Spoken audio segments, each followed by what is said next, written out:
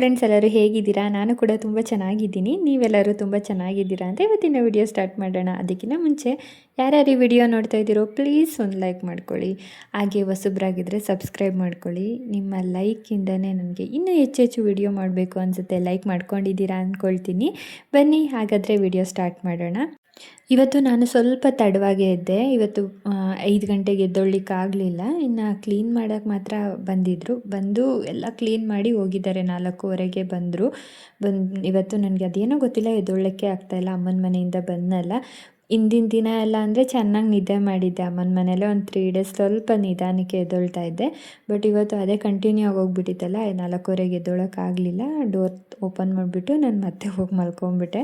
ಪಾಪ ಅವರೆಲ್ಲ ಕ್ಲೀನ್ ಮಾಡಿಬಿಟ್ಟು ಬಾಗಿಲೆಲ್ಲ ತೊಳೆದು ಎಲ್ಲ ಫುಲ್ಲು ಕ್ಲೀನ್ ಮಾಡಿ ಹೊರಟಿದ್ದಾರೆ. ಇವತ್ತು ಕಾಫಿನೂ ಮಾಡಿಕೊಡ್ಲಿಲ್ಲ ನಾನು ಅವ್ರಿಗೆ.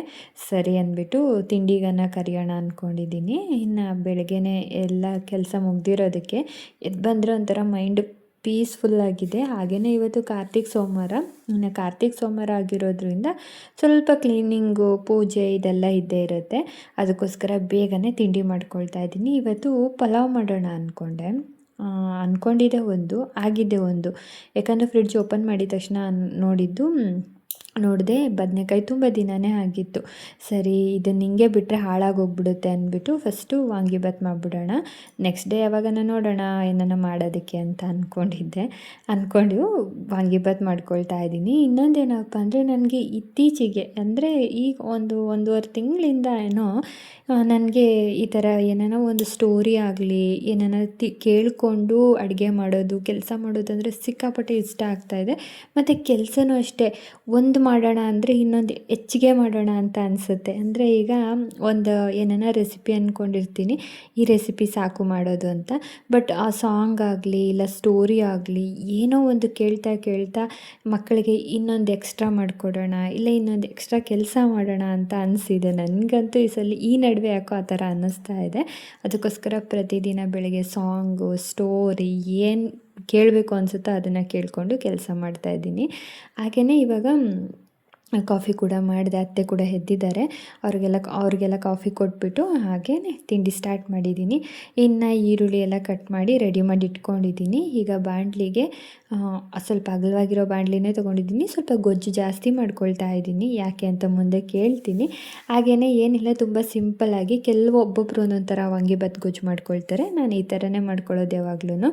ಏನಿಲ್ಲ, ಎಣ್ಣೆ ಸಾಸಿವೆ ಹಾಕ್ಕೊಂಡು, ಸಾಸಿವೆ ಸಿಡಿದ ನಂತರ ಕಡಲೆಬೇಳೆ 2 ಟೀ ಸ್ಪೂನಷ್ಟು ಹಾಕ್ಕೊಂಡಿದ್ದೀನಿ. ಅದು ಅಷ್ಟೇ ಕೆಂಪಗೆ ಆದ ನಂತರ ಇದಕ್ಕೆ ಈರುಳ್ಳಿ, ಹಸಿಮೆಣಸಿನ್ಕಾಯಿ ಒಣಮೆಣಸಿನ್ಕಾಯಿ, ಕರ್ಬೇವಿನ ಸೊಪ್ಪು ಹಾಕ್ಕೊಂಡಿದ್ದೀನಿ. ನಿಮಗೆ ಬೇಕು ಅಂದರೆ ಸ್ವಲ್ಪ ಹಸಿಮೆಣಸಿನ್ಕಾಯಿ ಕೂಡ ಹಾಕ್ಕೊಬೋದು, ಅದು ಟೇಸ್ಟ್ ಚೆನ್ನಾಗಿರುತ್ತೆ. ಅಂದರೆ ಒಣಮೆಣಸಿನ್ಕಾಯಿ, ಹಸಿಮೆಣಸಿನ್ಕಾಯಿ 2 ಬ್ಯಾಲೆನ್ಸ್ ಮಾಡ್ಕೊಳ್ಬೋದಾಗುತ್ತೆ.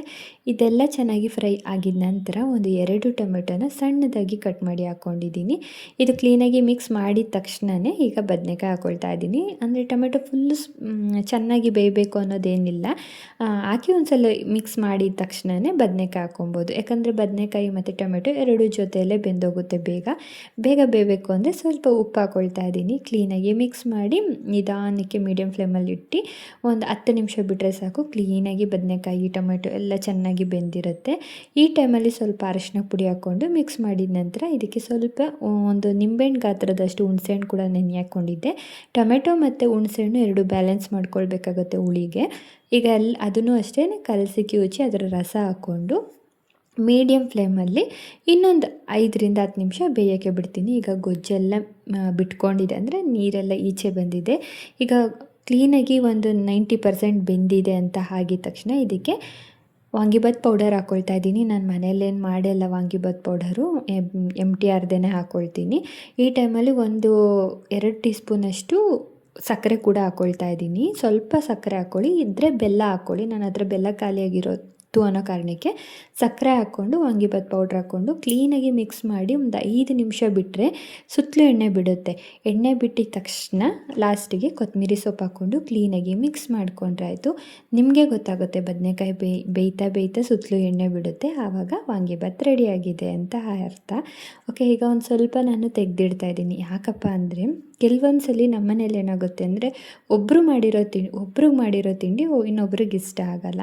ಏನಾನ ಒಂದು ಡಿಫ್ರೆಂಟಾಗಿ ಮಾಡೋಣ ಅಂದರೆ ಕೆಲವೊಂದು ಸಲ ಬೇಡ ಅಂತಾರೆ. ಅದಕ್ಕೋಸ್ಕರ ವಾಂಗಿಬಾತ್ ಗೊಜ್ಜಿದ್ರೆ ಅನ್ನ ಮಿಕ್ಸ್ ಮಾಡ್ಕೊಳ್ಬೋದಲ್ವ ಅಂದ್ಬಿಟ್ಟು ಸ್ವಲ್ಪ ಜಾಸ್ತಿನೇ ಮಾಡಿ ಎತ್ತಿಟ್ಕೊಳ್ತೀನಿ. ಜಾಸ್ತಿ ಯಾವಾಗಲೂ ಮಾಡಲ್ಲ, ಯಾವಾಗ್ಲೇ ಬೇಕು ಏನಾನ ಎಮರ್ಜೆನ್ಸಿ ಏನಾನ ಅಂದ್ಕೊಂಡ್ರೆ ಮಾತ್ರ ಈ ಥರ ಮಾಡಿ ಇಟ್ಕೊಳ್ತೀನಿ. ಇನ್ನು ಬದನೇಕಾಯಿ ಎಲ್ಲ ಜಾಸ್ತಿನೇ ಇತ್ತಲ್ಲ ಅದಕ್ಕೋಸ್ಕರ. ಹಾಗೆಯೇ ಈಗ ಕ್ಲೀನಾಗಿ ಮಿಕ್ಸ್ ಮಾಡಿ ರೈಸ್ ಎಲ್ಲ ಮಾಡಿದ್ನೆಲ್ಲ ಕ್ಲೀನಾಗಿ ಮಿಕ್ಸ್ ಮಾಡಿ ಅದನ್ನು ಸೈಡ್ಗೆ ಇಟ್ಟ ನಂತರ ಒಂದೇ ಒಂದು ಆಮ್ಲೆಟ್ ಮಾಡಿಕೊಡ್ತಾಯಿದ್ದೀನಿ. ಆಮ್ಲೆಟ್ ಯಾರಿಗೆ ಅಂದರೆ ಈ ನಡುವೆ ನನ್ನ ಮಗ ಅಂತೂ ಊಟ ಮಾಡೋದು ಸ್ವಲ್ಪ ಕಮ್ಮಿ ಮಾಡಿದ್ದಾನೆ. ಅದಕ್ಕೋಸ್ಕರ ಆಮ್ಲೆಟ್ ಮಾಡಿಕೊಡೋಣ ಅಂದ್ಬಿಟ್ಟು ಅವನಿಗೆ ಮಾಡ್ಕೊಡೋಕೆ ಹೋದೆ. ಬಟ್ ಅವನಂತೂ ತಿನ್ನಲೇ ಇಲ್ಲ. ಎಷ್ಟು ಬಲವಂತ ಮಾಡಿದೆ ಗೊತ್ತಾ, ಅವನು ತಿನ್ನೋಕ್ಕೆ ಹೋಗಲಿಲ್ಲ. ಸರಿ ನನ್ನ ಮಗಳು ತಿಂದೋಗ್ತಾಳಲ್ಲ ಅಂದ್ಬಿಟ್ಟು ಈ 2 ಮಾಡೋಣ ಅಂತ ಹೋದೆ, ಒಂದೇ ಮಾಡಿದ್ದು ಅವಳು. ಯಾಕಂದರೆ ಅವ್ನು ತಿನ್ನಲಿಲ್ವಲ್ಲ, ಇನ್ನು ಅವಳಿಗನ್ನ ಕೊಡೋಣ ಅಂತ ಅಂದ್ಬಿಟ್ಟು ರೆಡಿ ಮಾಡ್ತಾಯಿದ್ದೆ. ಅವನಿಗೆ ಊಟ ಮಾಡಿಸ್ಬೇಕು ಅಂದರೆ ಈ ನಡುವೆ ಯಾವ ಥರ ಆಗಿದೆ ಅಂದರೆ ಈ ಥರ ಪ್ಲೇಟಲ್ಲಿ ಡಿಫ್ರೆಂಟಾಗಿ ಡೆಕೋರೇಟ್ ಮಾಡಿ ಕೊಡಬೇಕು. ಆವಾಗ ಸ್ವಲ್ಪ ಚೆನ್ನಾಗಿ ತಿಂತಾನೆ. ನಾನು ಅದಕ್ಕೋಸ್ಕರ ಸ್ವಲ್ಪ ಜಾಸ್ತಿನೇ ಮಾಡಿ ಕೊಡ್ತೀನಿ ಈ ಥರ ಡೆಕೋರೇಟ್ ಎಲ್ಲ. ಆವಾಗ ಗೊತ್ತಾಗಲ್ಲ ಅವನಿಗೆ. ಚಿಕ್ಕ ಚಿಕ್ಕ ಬೌಲಲ್ಲಿ ಈ ಥರ ರೈಸ್ನ ಡೆಕೋರೇಟ್ ಮಾಡೆಲ್ಲ ಕೊಟ್ಟರೆ ಹೊಟ್ಟೆ ತುಂಬ ಊಟ ಮಾಡ್ತಾನೆ. ನನಗೆ ಅವನು ಈ ಥರ ಎಲ್ಲ ತಿಂದ್ಬಿಟ್ರೆ ಅಂದು ಸಿಕ್ಕಾಪಟ್ಟೆ ಖುಷಿ. ಇನ್ನು ಮಧ್ಯದಲ್ಲಿ ಆಮ್ಲೆಟ್ ಕೂಡ ಕೊಟ್ಟೆ. ಅವ್ನು ತಿನ್ನಲಿಲ್ಲ. ಅದನ್ನು ವಾಪಸ್ ತಂದು ಇನ್ನು ನನ್ನ ಮಗಳಿಗೆ ಕೊಟ್ಟಿದ್ದಾಯಿತು. ಈ ಥರ ಎಲ್ಲ ನಾವು ಸ್ಕೂಲ್ಗೆ ಹೋಗೋಗಂತೂ ಕೊಟ್ಟಿದ್ರೆ ಅಂತೂ ಚೆನ್ನಾಗಿ ತಿಂತಾಯಿದ್ವಿ. ನಮ್ಮ ಮನೇಲಿ ಯಾವಾಗೆಲ್ಲ ಎಲ್ಲರ ಮನೇಲೂ ಅಷ್ಟೇ ಆ ಟೈಮಲ್ಲೆಲ್ಲ ಒಂದು ಚಿತ್ರಾನ್ನ, ಪುಳಿಯೋಗರೆ, ಚಪಾತಿ, ದೋಸೆ, ಇಡ್ಲಿ ಇಷ್ಟರಲ್ಲೇ ಓಡ್ತಾಯಿತ್ತು. ಪಲಾವು ಅಪರೂಪಕ್ಕೆ ಹೋಗ್ತಾಯಿತ್ತು. ಬಟ್ ಈ ಥರ ಡಿಫ್ರೆಂಟಾಗಿ ತಿನ್ನಿರಿ, ಸೈಡ್ಸ್ಗೆ ಈ ಥರ ಡೆಕೋರೇಟ್ ಮಾಡಿಕೊಡ್ತೀವಿ ಅಂತ ಅಂದಿದ್ದಂತೂ ಇಲ್ಲ.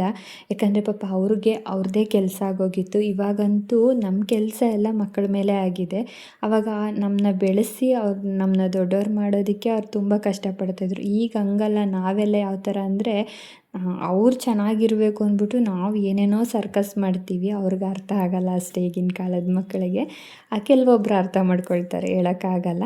ಓಕೆ, ಇವಾಗ ತಿನ್ನಿಸಿ ಸ್ಕೂಲಿಗೆ ಕಳಿಸಿ ಎಲ್ಲ ಆಗಿದ ನಂತರ ಸ್ವಲ್ಪ ಕಿಚನ್ ಎಲ್ಲ ಅವಾಗವಾಗ ಕ್ಲೀನ್ ಮಾಡ್ಕೊಳ್ತಾ ಇರ್ತೀನಿ. ಅಂದರೆ ಯಾವುದನ್ನೋ ಒಂದು ಕೆಲಸ ಇಟ್ಕೊಳ್ತೀನಿ ದಿನಕ್ಕೊಂದೊಂದು. ಅದಕ್ಕೋಸ್ಕರ ಇವತ್ತು ಆಯಿಲ್ ಬಾಟ್ಲೆಲ್ಲ ವಾಶ್ ಮಾಡಿಬಿಟ್ಟು ಈಗ ಆಯಿಲ್ನೆಲ್ಲ ಫಿಲ್ ಮಾಡಿದೆ. ಇದೆಲ್ಲ ಮುಗಿಸಿ ಮನೆ ಕ್ಲೀನಾಗಿ ನಾನು ಕೂಡ ಫ್ರೆಶ್ ಅಪ್ ಆಗಿ ಬಂದೆ. ಇವತ್ತು ಕಾರ್ತಿಕ್ ಸೋಮವಾರ ಆಗಿರೋದ್ರಿಂದ ನಾನು ಕೂಡ ಸ್ಯಾರಿ ಹಾಕ್ಕೊಂಡು ಹೂವೆಲ್ಲ ಮುಡ್ಕೊಂಡು ಇನ್ನು ಪೂಜೆ ಮಾಡೋಣ ಅಂದ್ಬಿಟ್ಟು. ಅಂದರೆ ಬೆಳಗ್ಗೆಯಿಂದ ಎಲ್ಲ ಕೆಲಸ ಆದ ನಂತರ ನಾನು ದೇವ್ರ ಮನೆಯೆಲ್ಲ ಕ್ಲೀನ್ ಮಾಡಿ ದೇವ್ರ ಸಾಮಾನು ತೊಳೆದು ಪೂರ್ತಿ ಕ್ಲೀನ್ ಮಾಡಿದ್ದಾಗಿತ್ತು. ಅದನ್ನೆಲ್ಲ ವಿಡಿಯೋ ಮಾಡಲಿಕ್ಕೆ ಹೋಗಿಲ್ಲ. ಯಾವಾಗಲೂ ಪೂಜೆ ಮಾಡೋದು, ದೇವ್ರ ಸಾಮಾನು ತೊಳೆಯೋದು ತೋರಿಸ್ತಾನೆ ಇದ್ದರೆ ಬೈಕೊಳ್ತೀರಾ ಅಂದ್ಬಿಟ್ಟು ನಾನು ಅದನ್ನೆಲ್ಲ ವಿಡಿಯೋ ಮಾಡಲಿಕ್ಕೆ ಹೋಗಿಲ್ಲ. ಡೈರೆಕ್ಟಾಗಿ ಪೂಜೆ ಮಾಡ್ಕೊಳ್ತಾ ಇದ್ದೀನಿ. ಅಂದರೆ ಸಂಜೆ ಪೂಜೆ ಮಾಡೋದು ತೋರಿಸ್ತಾ ಇದ್ದೀನಿ. ಬೆಳಗ್ಗೆನೇ ಪೂಜೆ ಎಲ್ಲ ಮಾಡಿ ಇಟ್ಬಿಟ್ಟಿದ್ದೆ. ಇನ್ನು ಸಂಜೆ ಕಾರ್ತಿಕ್ ಸೋಮವಾರ ಆಗಿರೋದ್ರಿಂದ ಹೊಸ್ಲಿಗೆ ದೀಪ ಎಲ್ಲ ಹಚ್ಬಿಟ್ಟು ಸಿಂಪಲ್ಲಾಗಿ ಪೂಜೆ ಮುಗಿಸ್ಕೊಂಡೆ. ಇನ್ನು ನನ್ನ ಮಗಳಂತೂ ಈ ಥರ ಏನಾನೋ ಒಂದು ಥಾಟ್ ಬರೀತಾನೆ ಇರ್ತಾಳೆ. ಅವಳಿಗೆ ಏನಾನ ಒಂದು ಇಷ್ಟ ಆಗಿರೋ ವಾಕ್ಯಗಳಾಗಲಿ ಈ ಥರ ಬೋರ್ಡ್ ಮೇಲೆ ಬರಿತಾ ಇರ್ತಾಳೆ ಈಚೆ. ಹಾಗೆಯೇ ಇನ್ನೊಂದು ವಿಷಯ ನಿಮ್ಗೆ ಹೇಳಬೇಕಾಗಿತ್ತು. ಇದನ್ನು ನಾನು ಅವತ್ತು ವಿಡಿಯೋ ಮಾಡ್ಕೊಳ್ಳೋಣ ಅಂದ್ಕೊಂಡೆ, ಬಟ್ ಅವತ್ತು ಆಗಲಿಲ್ಲ. ಏನಂದರೆ ಮನೆ ಮುಂದೆ ಖಾಲಿ ಕಾಣ್ತಾ ಇತ್ತಲ್ಲ. ಸರಿ, ನಮ್ಮ ಆಫೀಸ್ ಹತ್ರ ಒಂದು 4-5 ಪಾಟ್ ಇತ್ತು.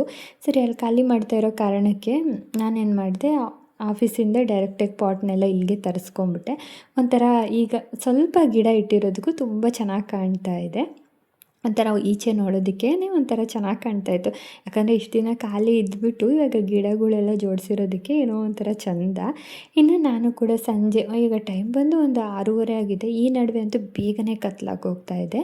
ಇನ್ನು 6:30 ಆಗಿತ್ತು. ಪೂಜೆ ಎಲ್ಲ ಮುಗಿಸ್ಕೊಂಡೆ. ಅಷ್ಟರಲ್ಲಿ ಅಮ್ಮ ಕೂಡ ಕಾಲ್ ಮಾಡಿದ್ರು. ಹುಷಾರಿರಲಿಲ್ಲ ಅವ್ರಿಗೆ ಸ್ವಲ್ಪ. ಹಾಗೆ ಸ್ವಲ್ಪ ಸಾಂಬಾರು ಕೂಡ ಮಾಡ್ಕೊಂಡಿದ್ದೀನಿ, ತರ್ತಾ ಇದ್ದೀನಿ ಅಂದರು. ಸರಿ, ನಮ್ಮನೆ ಹತ್ರನೇ ಹಾಸ್ಪಿಟ್ಲ್ ಇರೋ ಕಾರಣಕ್ಕೆ ಇಲ್ಲಿ ಚೆನ್ನಾಗಿ ನೋಡ್ತಾರೆ ಅಂತ ಕೂಡ ಹೇಳಿದ್ದೆ. ಸರಿ, ನಾನು ಕೂಡ ರೆಡಿಯಾಗಿ ಹಾಸ್ಪಿಟ್ಲಿಗೆ ಬರ್ತೀನಿ, ನೀವು ಬನ್ನಿ ಅಂತ ಅಂದ್ಬಿಟ್ಟು. ಇನ್ನು ಅಷ್ಟರಲ್ಲಿ ಹುಡುಗರು ಬಂದಿದ್ರಲ್ಲ, ಅವ್ರಿಗೆ ಸ್ವಲ್ಪ ಬ್ರೆಡ್ ಆಮ್ಲೆಟ್ ಮಾಡಿಕೊಡೋಣ ಅಂತ. ಬೆಳಗ್ಗೆ ಅಂತೂ ಅವ್ನು ಮೊಟ್ಟೆ ತಿಂದಿರಲಿಲ್ಲ. ಈಗಂತೂ ತಿನ್ನೋವರೆಗೂ ಬಿಡಲ್ಲ ಅಂದ್ಬಿಟ್ಟು ಈಗ ಬ್ರೆಡ್ ಆಮ್ಲೆಟ್ ಮಾಡಿಕೊಡ್ತಾ ಇದ್ದೀನಿ. ಈ ಥರ ಎಲ್ಲ ಆದರೆ ತಿಂತಾನೆ. ಅದನ್ನೇ ಬ್ರೆಡ್ ಇಲ್ಲ ಅಂದರೆ ಅವ್ನು ತಿಂತಾ ಇರಲಿಲ್ಲ.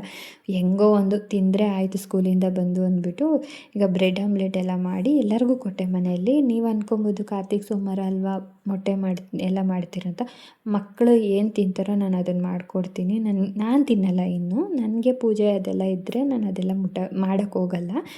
ಮಾಡೋಕ್ಕೆ ಹೋಗಲ್ಲ ಸಾರಿ ತಿನ್ನೋಕ್ಕೆ ಹೋಗಲ್ಲ. ಇನ್ನು ಅವ್ರು ಏನೇ ಕೇಳಲಿ ನಾನು ಮಾಡಿಕೊಡ್ತೀನಿ. ನಾನು ಪೂಜೆ ಎಲ್ಲ ಮುಗಿಸ್ಕೊಂಡು ಅವ್ರು ಕೇಳಿದ ನಂತರ ಅವ್ರಿಗೇನು ಬೇಕೋ ಅದನ್ನು ಮಾಡಿಕೊಡ್ತೀನಿ. ಮಕ್ಕಳಾಗಲಿ ಹಸ್ಬೆಂಡ್ ಆಗಲಿ ಯಾರೇ ಆಗಲಿ ಅಷ್ಟೇ ಏನಾನ ಕೇಳಿದ್ರೆ ನನಗೆ ಇಷ್ಟ ಇಲ್ಲ ಅಂದರೂ ಪರವಾಗಿಲ್ಲ ಮಾಡಿಕೊಡ್ತೀನಿ. ಈಗ ಅವ್ರಿಗೆ ಇದನ್ನೆಲ್ಲ ಮಾಡಿಕೊಟ್ರೆ ನನಗೊಂಥರ ಸಮಾಧಾನ, ಅವ್ರು ಕೇಳಿದ ತಕ್ಷಣ ಮಾಡಿಕೊಟ್ನಲ್ಲ ಅಂತ. ಇಲ್ಲ ಅಂದರೆ ನನಗೆ ನೈಟೆಲ್ಲ ಅದೇ ಯೋಚನೆ, ಅಯ್ಯೋ ಅವ್ರು ಕೇಳಿದ್ರು ನಾನು ಮಾಡಿಕೊಡ್ಲಿಲ್ಲ ಅನ್ನೋದೇ ಯೋಚನೆ ತಲೆಯಲ್ಲಿರುತ್ತೆ. ಅದಾದಮೇಲೆ ಹಾಸ್ಪಿಟ್ಲಿಗೆಲ್ಲ ತೋರಿಸ್ಕೊಂಡು ಆಂಟಿ ಅಮ್ಮ ಎಲ್ಲ ಮನೆಗೆ ಬಂದರು. ಅಂದರೆ ನಾನು ಹೋಗಿದ್ದೆ, ಅದನ್ನೆಲ್ಲ ವಿಡಿಯೋ ಮಾಡ್ಲಿಕ್ಕೆ ಹೋಗಲಿಲ್ಲ, ಅವೆಲ್ಲ ಚೆನ್ನಾಗಿರಲ್ಲ ಅಂದ್ಬಿಟ್ಟು. ಇನ್ನು ಬಂದು ಕೂತ್ಕೊಂಡ್ರು, ಕಾಫಿ ಎಲ್ಲ ಮಾಡಿಕೊಟ್ಟೆ. ಅಮ್ಮ ಊಟ ಮಾಡಲ್ಲ, ಯಾಕಂದರೆ ಅವರೇ ಸಾಂಬಾರು ತಂದಿದ್ರಲ್ಲ ನಮಗೋಸ್ಕರ. ನನಗೆ ಈ ಸಪ್ಪನೀರು ಅಂತ ಮಾಡ್ತಾರೆ, ತುಂಬ ಜನಕ್ಕೆ ಗೊತ್ತಿರುತ್ತೆ, ಯಾರ್ಯಾರು ಗೊತ್ತಿದೆ ಅಂತ ಕಮೆಂಟ್ ಮಾಡಿ. ಈ ಸಪ್ಪನೀರೆಲ್ಲ ಅಮ್ಮನ ಕೈಯಲ್ಲಿ ಮಾಡಿದ್ರೇ ಒಂಥರ ಚಂದ. ನನಗೆ ಅವ್ರು ಮಾಡೋ ಅಡುಗೆಯಲ್ಲಿ ಇದೊಂದು ತುಂಬ ಇಷ್ಟ. ಇನ್ನು ನಾವು ಚಿಕ್ಕ ಮಕ್ಳು ಇರುವಾಗ ಅದೇನೋ ಗೊತ್ತಿಲ್ಲ, ಈ ಬಸ್ಸಾರು ಈ ಸಪ್ಪನೀರು ಇವೆಲ್ಲ ತಿಂತಾನೇ ಇರಲಿಲ್ಲ. ಏನಾನ ಮಾಡಿದ್ರೆ ಅಯ್ಯೋ ಅಂತ ಇದ್ವಿ. ಬಟ್ ಈ ನಡುವೆ ಅಂತೂ ಅದೇನೋ ಗೊತ್ತಿಲ್ಲ, ಅಮ್ಮ ಮಾಡಿಕೊಡ್ತೀನಿ ಅಂದರೆ ಆಯಿತು, ಆಯಿತು ಕಳಿಸು ಅಂತ ಹೇಳ್ತೀವಿ. ಮತ್ತು ಅಲ್ಲೋದ್ರೂ ಅಷ್ಟೇ, ಮಾಡ್ತೀನಿ ಅಂದರೆ ಅಮ್ಮನ ಮನೆಗೆ ಹೋದ್ರೂ ಆಯಿತು ಅಂತಲೇ ಕೇಳಿ ತಿಂತೀವಿ, ಬೇಡ ಅಂತ ಅನ್ನಲ್ಲ. ಆ ಥರ ಆಗೋಗ್ಬಿಟ್ಟಿದೆ ಇವಾಗ. ಸರಿ, ಅವ್ರು ತಂದಿರೋದನ್ನೆಲ್ಲ ಒಂದು ಬೌಲ್ಗೆ ಶಿಫ್ಟ್ ಮಾಡಿ ಕ್ಲೀನಾಗಿ ಎತ್ತಿಟ್ಟು, ಅದಾದಮೇಲೆ ನೆಕ್ಸ್ಟ್ ಡೇಗೆ ದೋಸೆ ಕೂಡ ನೆನೆ ಹಾಕ್ಕೊಂಡಿದ್ದೆ. ಯಾಕಂದರೆ ಬೆಳಗ್ಗೆ ಎದ್ದರೆ ಒದ್ದಾಡಬೇಕು ಏನಪ್ಪ ತಿಂಡಿ ಮಾಡೋದು ಅಂತ. ಅದಕ್ಕೋಸ್ಕರ ಬೆಳಗ್ಗೆ ದೋಸೆ ಮಾಡೋಣ, ಅದರಲ್ಲೂ ತುಂಬ ದಿನ ಆಗಿತ್ತು ಮಸಾಲೆ ದೋಸೆ ಮಾಡಿ. ಮಸಾಲೆ ದೋಸೆ ಮಾಡೋಣ ಅಂದ್ಕೊಂಡು ಈಗ ಅಕ್ಕಿ ನೆನೆ ಹಾಕಿದ್ನಲ್ಲ ಅದನ್ನೆಲ್ಲ ರುಬ್ಕೊಳ್ತಾ ಇದ್ದೀನಿ.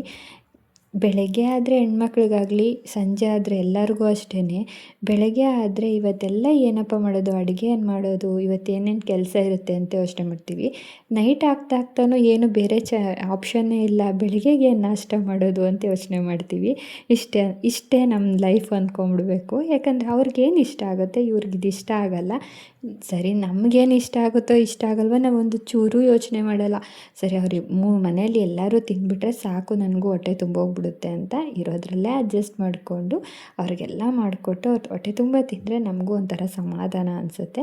ಸರಿ, ಇನ್ನು ಅಕ್ಕಿ ಎಲ್ಲ ರುಬ್ಬಿದ್ದಾಯಿತು.